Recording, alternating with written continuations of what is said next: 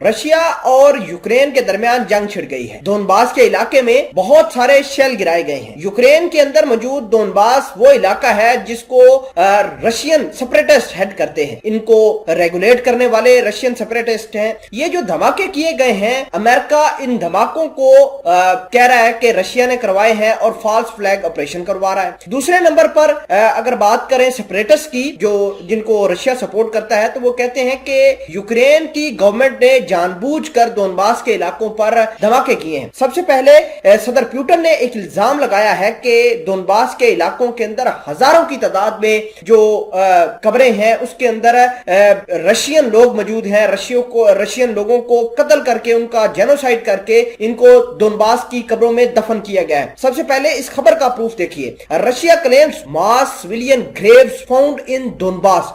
बहुत अहम बात रशियन सदर पुतिन ने की है इस आर्टिकल के अंदर। ये जेरूसलम पोस्ट का आर्टिकल है जिसके अंदर जेरूसलम पोस्ट ने मुकम्मल आर्टिकल लिखा है कि डोनबास के ऊपर जो हमले हुए हैं, उन हमलों के नतीजे में कुछ इंकशाफात भी सामने निकल कर आए हैं। वो इंकशाफात ये हैं कि यहाँ पर जो रशिया को सपोर्ट करते हैं लोग, यूक्रेन की गवर्नमेंट ने बेसिकली उनके ऊपर हमला किया है। मैं इस खबर के बारे में आपको मजीद बताता हूँ और नेटो का क्या रिस्पॉन्स है, नेटो किस तरीके से एग्रेसिव हुआ है यूक्रेन के अंदर, तमाम तर चीजें आपके सामने रखेंगे। छोटी सी गुजारिश है कि आप हमारा यूट्यूब चैनल हसना टीवी को सब्सक्राइब करके पास मौजूद घंटी के निशान को दबा लें ताकि लेटेस्ट न्यूज आप तक पर वक्त पहुंचती रहे। सबसे पहले मैं आपको ये बताना चाहता हूं कि ये जो धमाके हुए हैं, ये 500 के करीब धमाके हुए हैं, शेलिंग हुई है, स्कूल के ऊपर धमाके किए गए हैं और ये डोनबास यूक्रेन का मशरकी इलाका है जिनको हेड करते हैं रशियन सेपरेटिस्ट। नाजरीन ग्रामी, आपको ये बता देते हैं कि अमेरिका ने ऐलान किया था कि पिछले बुध को रशिया 16 फरवरी को अटैक कर देगा, लेकिन रशिया ने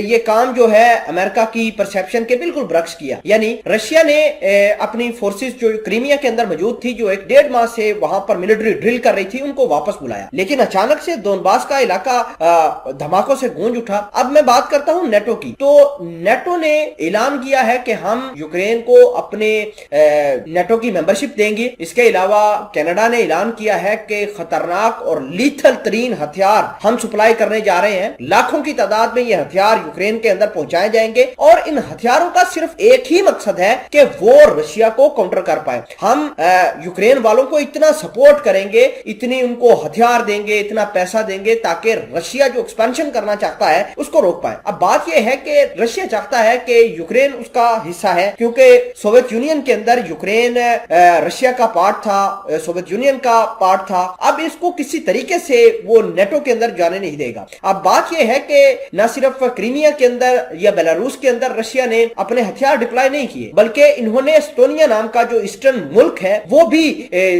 रशिया के उसके ऊपर भी रशिया के जो सोल्जर्स हैं वो आकर बैठ गए हैं। नाजरीन ग्रामी, रशिया ये चाहता है कि जॉर्जिया और यूक्रेन किसी तरीके से नेटो के अंदर ना जाए और रशिया के जो सदर हैं वो कहते हैं कि ये रेड लाइन है। इस रेड लाइन को अगर आपने क्रॉस किया तो मैं धमाके करूंगा, मैं हर एक ताकत का इस्तेमाल कर सकता हूं। और अमेरिका के जो मुख्तलिफ अलायंस हैं उन्होंने सदर पुतिन के साथ बहुत सारी बातचीत के राउंड किए हैं, लेकिन सारी की सारी बातचीत खराब निकली है, उसका कोई नतीजा नहीं निकला। कल भी जर्मन चांसलर ने कहा था कि हम रशिया के क्लेम को वैलिड मानते हैं, लेकिन अगर जर्मनी की फॉरेन मिनिस्ट्री और इनके डिफेंस मिनिस्ट्री की बात करें तो उन्होंने दोबारा रशिया को अक्यूज किया है कि रशिया पूरे रीजन के लिए जो है थ्रेट बन चुका है और हमने सब मिलकर जो है रशिया के इस थ्रेट को काउंटर करना है।